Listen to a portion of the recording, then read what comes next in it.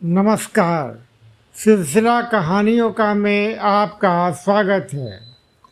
आज आज की सीरीज जो है वो है ओशो कहानियों के अंतर्गत कहानी कुएं का मेढक।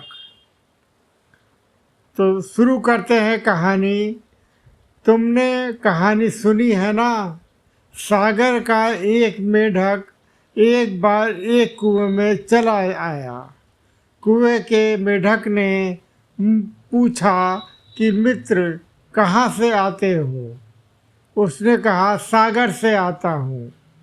कुएं के मेढक ने तो सागर शब्द सुना ही नहीं था। उसने कहा, सागर, यह किस कुएं का नाम है? सागर ने आ, सागर ने आया सागर से आया मेढक हंसने लगा। उसने कहा, ये कुएं का नाम नहीं है तो सागर क्या है? बड़ी मुश्किल हुई सागर के मेढक को वह कैसे समझाए सागर क्या है। कुएं का मेढक कभी कुएं के बाहर गया नहीं था। सागर तो दूर, उसने तालाब भी नहीं देखा था। क्यों? कुएं में ही बड़ा हुआ, कुएं में ही जिया, कुएं ही उसका संसार था। वही उसका समस्त विश्व था, सागर। कुएं के मेढक ने एक तिहाई कुएं के छलांग लगाई और कहा, इतना बड़ा है तुम्हारा सागर? सागर के मेढक ने कहा, मित्र, तुम मुझे बड़ी अड़चन में डाल रहे हो। सागर बहुत बड़ा है। तो उसने दो तिहाई कुएं में छांग लगाई। उसने कहा, इतना बड़ा है तुम्हारा सागर? सागर के मेढक ने कहा कि मैं तुम्हें कैसे समझाऊं, तुम्हें कैसे बताऊं, सागर बहुत बड़ा है। तो उसने पूरे कुएं में एक कोने से दूसरे कोने तक छलांग लगाई। उसने कहा, इतना बड़ा है तुम्हारा सागर? और जब सागर के मेढक ने कहा, ये तो कुछ भी नहीं, अनंत अनंत गुना बड़ा है सागर। तो कुएं के मेढक ने कहा, तेरे जैसा झूठ बोलने वाला मेढक मैंने कभी नहीं देखा। बाहर निकल, किसी और को धोखा देना। तूने मुझे समझा क्या है? मैं कोई बुद्धू हूँ कि मैं तेरी बात में पड़ जाऊँगा? इसी वक्त बाहर निकल। इस तरह के झूठ बोलने वालों को इस कुएं में कोई जगह नहीं है। यह कहानी बड़ी अर्थपूर्ण है। यह आदमी की कहानी है। सुकरात को जब जहर दिया गया तो एथेंस के जजों ने यह निर्णय लिया कि या तो तुम मरने को राजी हो जाओ, और या फिर तुम जो बातें कहते हो वे बातें कहना बंद कर दो। दो में से कुछ भी चुन लो। तुम जो बातें कहते हो वे बंद कर दो तो तुम जी सकते हो, और अगर तुम उन बातों को जारी रखोगे तो सिवाय मृत्यु के और कोई उपाय नहीं है। फिर मृत्यु के लिए राजी हो जाओ। सुकरात बातें क्या कह रहा था? सागर की बातें कर रहा था। कुएं के लोगों से और कुएं के भीतर रहने वाले लोगों से सागर की बात सुनकर नाराज हो जाते हैं। सुकरात का अपराध था यही यही अपराध अदालत ने तय किया था कि तुम लोगों को बिगाड़ते हो। सुकरात लोगों को बिगाड़ता है। सत्य की ऐसी शुद्ध अभिव्यक्ति बहुत कम लोगों में हुई है जैसी सुकरात में है। सुकरात लोगों को बिगाड़ता है।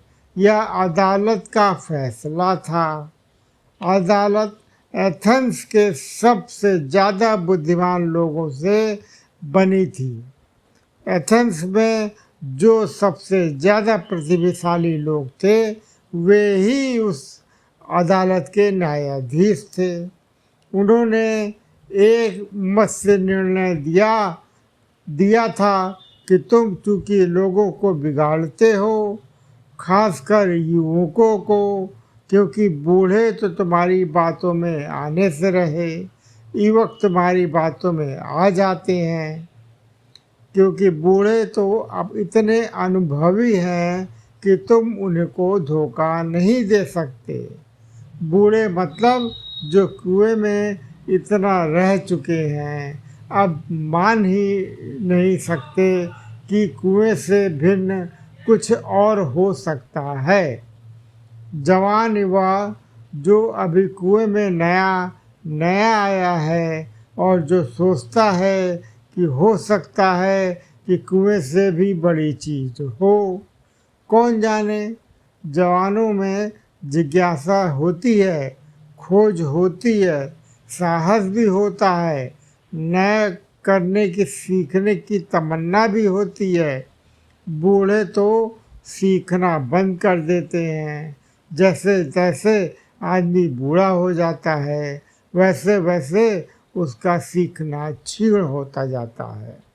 और जो आदमी अपने बुढ़ापे तक सीखने को राजी है वह बूढ़ा ही नहीं होता। उसका शरीर ही बूढ़ा हुआ, उसकी आत्मा जरी भी बूढ़ी नहीं है। उसके भीतर भी उतनी ही ताजगी है जितनी किसी छोटे बच्चे के भीतर होती है।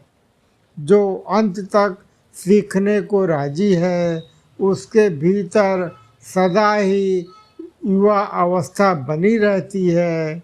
युवा अवस्था की ताजगी और युवा अवस्था का बहाव और युवा अवस्था की प्रतिभा बनी रहती है। लेकिन लोग जल्दी बूढ़े हो जाते हैं। तुम सोचते हो कि 70 साल में बूढ़े होते हैं तो तुम गलत सोचते हो। मनोवैज्ञानिक कहते हैं कि अधिकतर लोग 12 वर्ष की उम्र के बाद रुक जाते हैं, फिर सीखते ही नहीं। 12 वर्ष या औसत मानसिक उम्र है दुनिया की। 12 वर्ष की भी कोई उम्र हुई। 7 वर्ष की उम्र में बच्चा 50% बातें सीख लेता है। अब बस 50% और सीखने और अभी ज़िंदगी पड़ी है पूरी। अब 12 वर्ष की उम्र तक पहुँचते पहुँचते या बहुत हुआ तो 14 वर्ष की उम्र तक पहुँचते पहुँचते सब ठहर जाता है। फिर सीखने का उपक्रम बंद हो जाता है। फिर तुम अपने ही कुएं के गोल घेरे में घूमने लगते हो। फिर तुम सागर की तरफ दौड़ाई हुई सरिता नहीं रह जाते। रेल की पटरी पर दौड़ती हुई मालगाड़ी हो जाते हो। मालगाड़ी, पैसेंजर गाड़ी, जीवन में और कोई स्वतंत्रता नहीं रह जाती। उसी पटरी पर दौड़ते दौड़ते एक दिन मर जाते हो। कहीं पहुंचना नहीं हो पाता। अधिक लोग तो मेरी बात नहीं समझेंगे तो गलत समझेंगे, समझोगे तो कुछ का कुछ समझोगे। मैं इसमें अन्यथा की आशा भी नहीं रखता। इसलिए मुझे इससे कुछ अड़चन नहीं होती। मुझे इससे कुछ विषाद नहीं होता। इससे मुझे कोई चिंता नहीं होती। यह होनी ही चाहिए। अगर लोग मेरी बात बिल्कुल वैसी ही समझ लेंगे जैसा मैं कह रहा हूँ तो चमत्कार होगा। ऐसा चमत्कार न कभी हुआ है और ना हो सकता है। अभी मनुष्य से ऐसी आशा करनी असंभव है। तो ये थी आज की कहानी। और आप लाइक और सब्सक्राइब ज़रूर करिएगा मेरी चैनल को।